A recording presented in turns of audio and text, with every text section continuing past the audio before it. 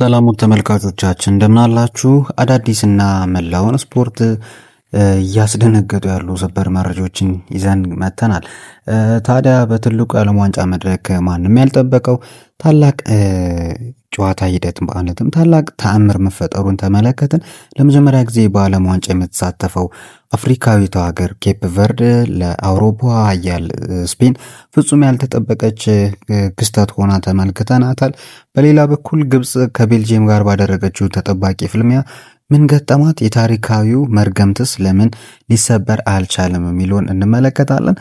በዝውውር ዜና ደግሞ የእንግሊዝ ፕሪሚየር ሊጉ ሻምፒዮን አርሰናል የሞርጋን ሮጀርስን ነገር ትንሽ ገታ በማድረግ በዓለም ዋንጫው ላይ ብራዚልን ክፉኛ ያሸበረውን 60 ሚሊዮን ፓውንድ የሚገመተውን አዲሱን ሱፐርስታር ለማስፈረም ቀጥታ ስብሰባ መጀመሩን ፋብሪዞ ሮማኖ ይፋ አድርጓል። ሚኬል አርቴታ ሌላ ምን አስገራሚ የ86 ሚሊዮን ፓውንድ እቅድ አውጥቷል። እሱንም እንመለከታለን።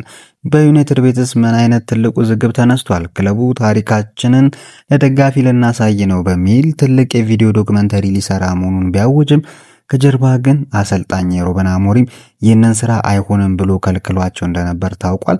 ለመሆኑ ዩናይትዶች ይህንን የሚያደርጉት ደጋፊውን ወደው ነው ወይስ በገንዘብ ችግር ምክንያት?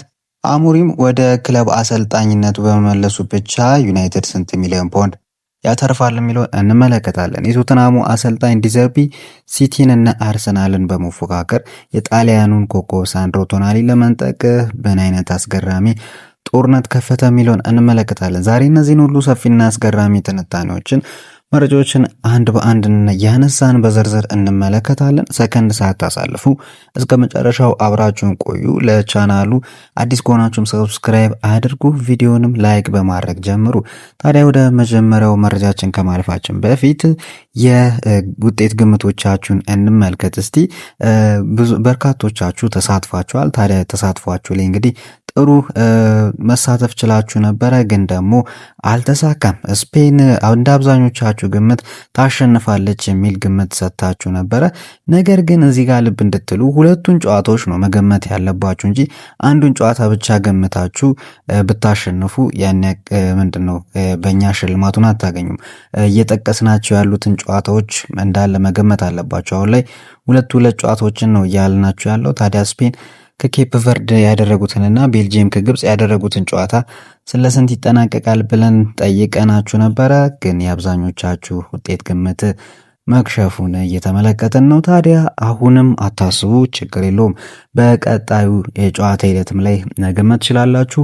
ፈረንሳይ ከሴኔጋል እንዲሁም ደግሞ ኢራቅ ከኖርዌይ የሚያደርጉትን ጨዋታ በውጤት ግምት እንድትገምቱና እናንተም እንድትሸለሙ የገንዘብ ሽልማት እንድትሸለሙ እያለን በአክብሮት የምንጠይቃችሁ ይሆናል። እናንተም ተሳትፏችሁን እዚሁ ላይ አስቀምጡልን። ያው ቪዲዮን እያያችሁ ምንም የምትጨምሩት ነገር የለም፣ ኮመንት ማስቀመጥ ነው። የእናንተ የኳስ እውቀትን በዛው የሚፈተሽበት ይሆናል ማለት ነው። ታዲያ አሁን ወደ መረጃዎቻችን እንለፋው ተመልካቾቻችን። የመጀመሪያው ትልቁ መረጃችን የሚጀምረው በዓለም አነጋጋሪ እየሆነ የመጣውን በዓለም ዋንጫ ውድድር ዙሪያ ላይ ነው። በምድብ ጨዋታ ታላቋና ሀያሏ ስፔን እንግዲህ ከመቼውም ጊዜ በላይ ትልቅ ድንጋጤ ገጥሟታል።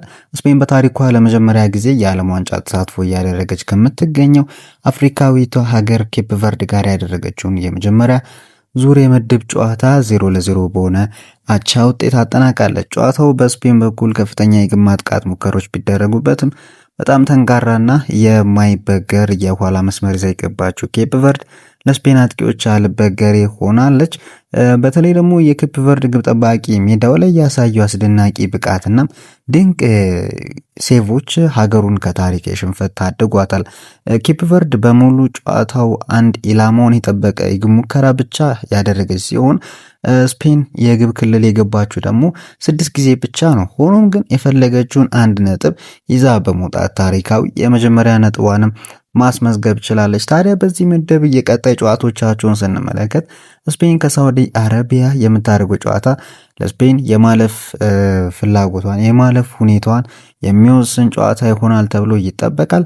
ኡራጋይ ደግሞ ከኬፕ ቨርድን በቀጣይ ይጫወታሉ። ኬፕ ቨርድ ሌላ ተአምር ትደግም ይሆን የሚለው ተጠባቂ ይሆናል። በሌላው ተጠባቂ የዓለም ዋንጫ መርሃ ግብር ደግሞ የአፍሪካዊቷ ሀገር ግብጽ ከአውሮፓዋ ጠንካራ ስብስብ ቤልጅየም ጋር ያደረገችው ጨዋታ አንዳቻ በሆነ ውጤት ተጠናቋል። የግብጽን መሪነት ግብ እንግዲህ ያስቆጠረው ኢማም አሹር ነው። በእጅግ በአማረ ሁኔታ ነው ከመረብ ኳስን ማሳረፍ የቻለው። በኋላ ላይ ግን የግብፁ ተከላካይ ሃኒ ኳስን ለመከላከል ሲሞከር ባልተጠበቀ ሁኔታ በራሱ መረብ ላይ አስቆጥሮ ቤልጅየምን አቻ አድርጓል።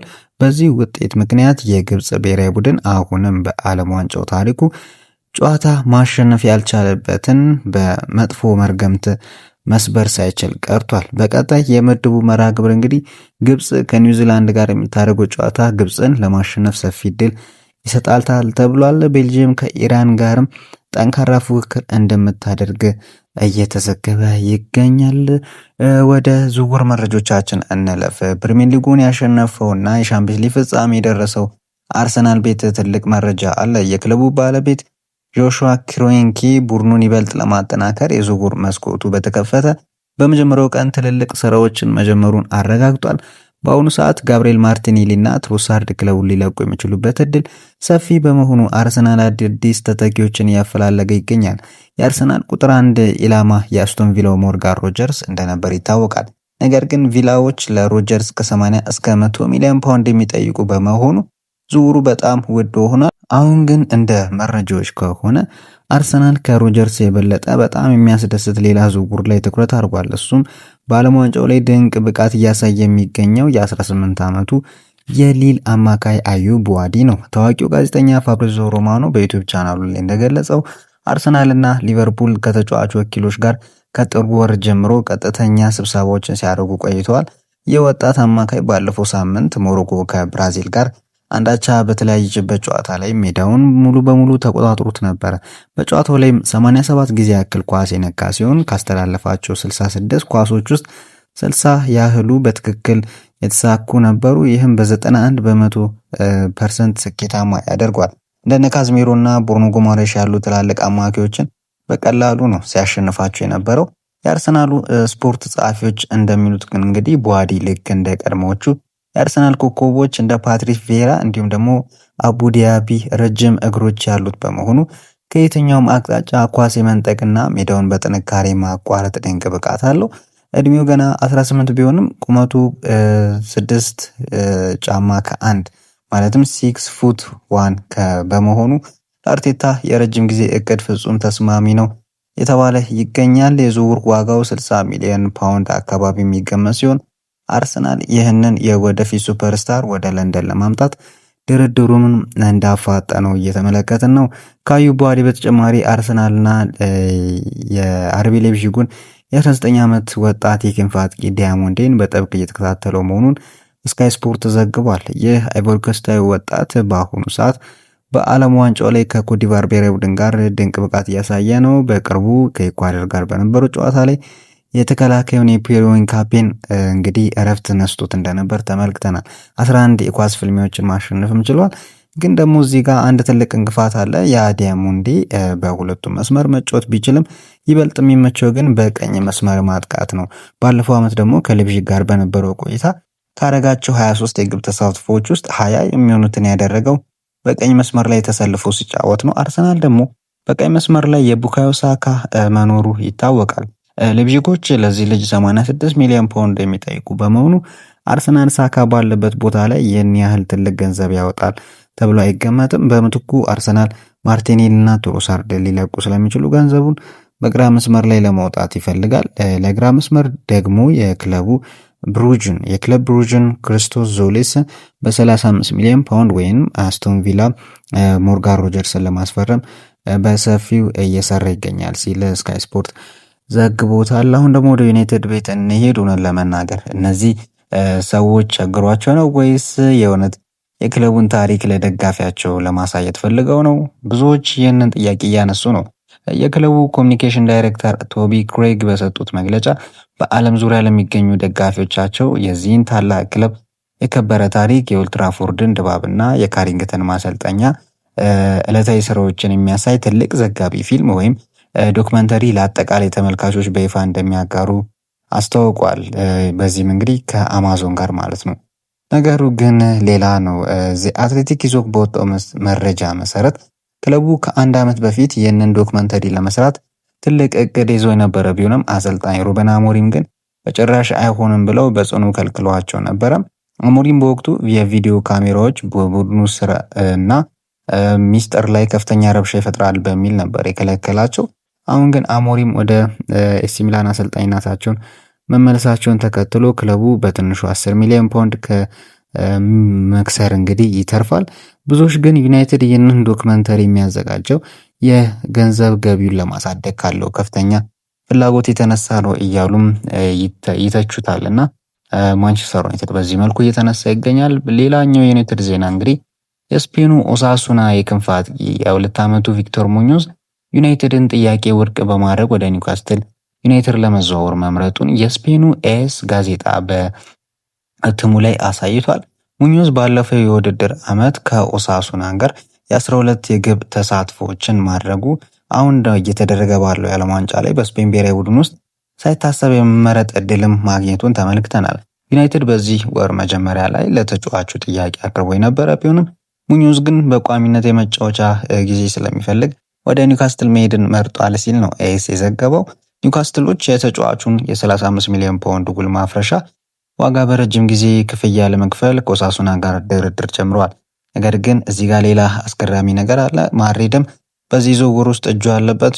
ማድሪዶች ተጫዋቹን ለ27 ዓመተ ምህረት መልሶ የመግዣ መብት በስምምነት ውስጥ እንዲካተቱ ይፈልጋሉ። ዩናይትድ ደግሞ ይህንን አይነቱን የስምምነት ማዕቀፍ በጭራሽ ስለማይቀበል ተጫዋቹ ወደ ኒውካስትል መሄዱ ለዩናይትድ ትልቅ ኪሳራ አይደለም እየተባለ ነው። ዩናይትድ ይበልጥ ርካሽና ውጤታማ የግራ ክንፍ አጥቂ ከፈለገ አሁንም በ35 ሚሊዮን ፓውንድ የሚገኘውን የክለብ ብሩዥን ክርስቶስ ዞሊስን ማየት አለበትም እየተባለ ይገኛል። ቶተናም ሳንድሮ ቶናሊንም ለማስፈረም እንግዲህ ጥረት እያደረገ ነው። በመጨረሻው መረጃችን እንግዲህ ለንደን ከተማ ሌላ ትልቅ ዝውውር ፊልማ ተጀምሯል። ታዋቂው ጋዜጠኛ ፋብሪዚዮ እንደዘገበው ከሆነ ቶተናሞች የኒውካስትሉን አማካይ ሳንድሮ ቶናሊን ለማስፈረም የሚደረጉ ፉክክር ውስጥ በይፋ ተቀላቅሏል። አዲሱ የስፐርስ አሰልጣኝ ዲዘርቢ ለአማካይ ክፍሉ ደረጃውን ከፍ ሊያደርግ የሚችል ጠንካራና ፈጣሪ ተጫዋች ስለሚፈልግ ቶናሊን የዝውውር ዝርዝር መሪ አድርጎታል። ስፐርስ ይህንን ዝውውር ለመጨረስ ዝግጁ መሆናቸውን ያሳዩት እንደ ሲቲና አርሰናል ያሉት ትልልቅ ክለቦች ተፋልመው ለመንጠቅ በመነሳሳታቸው ነው እያለ ነው። ይህም ለአዲሱ ፕሮጀክታቸው ያላቸውን ትልቅ ቁርጠኝነት ያሳያል።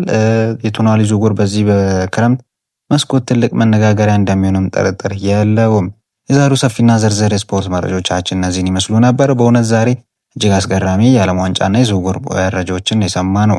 እናንተ ስለ ዛሬዎቹ መረጃዎች ምን ታስባላችሁ? ኬፕ ቨርድ ከስፔን 0-0 አቻ መውጣት ለአፍሪካ እግር ኳስ ትልቅ ኩራት አይደለምን? ግብፅስ ቀጣዩን ጨዋታ አሸንፋ መርገምቷን ትሰብራለች ወይ? ሀሳባችሁን ጻፉልን። አርሰናል 60 ሚሊዮን ፓውንድ አውጥቶ አዲሱን የሞሮኮ ኮከብ አዩብ ቡሃዲን ማስፈረም አለበት ወይስ ሮጀርስ ይሻላል? ዩናይትድስ ዶክመንተሪ የሚሰራው በእውነት ለደጋፊው አስቦ ነው ወይስ ለገንዘብ ጥቅም የሚለውን እስቲ ጻፉልን። እንደገና የውጤት ግምቶቻችሁን ጻፉ። ተሸለሙ፣ ይገምቱ፣ ይሸለሙ እያለን እንገኛለን። የእናንተ አስተያየት ለእኛ በጣም ወሳኝ ስለሆነ ከታች ባለው ኮመንት ላይ ጻፉልን። ቪዲዮን መውደዳችሁን ለመግለጽ ላይክ በማድረግ እንዳትረሱ። እንዲሁም ደግሞ ለጓደኞቻችሁ ሼር አድርጉላቸው። ለቻናላችን አዲስ ከሆናችሁ ደግሞ ሁልጊዜ እንዲህ ያሉ ትኩስ መረጃዎች በፍጥነት እንዲደርሷችሁ ሰብስክራይብ እያደረጋችሁ ቤተሰብ ሁኑ። በቀጣይ እስከምንገናኝ ድረስ ሰላም።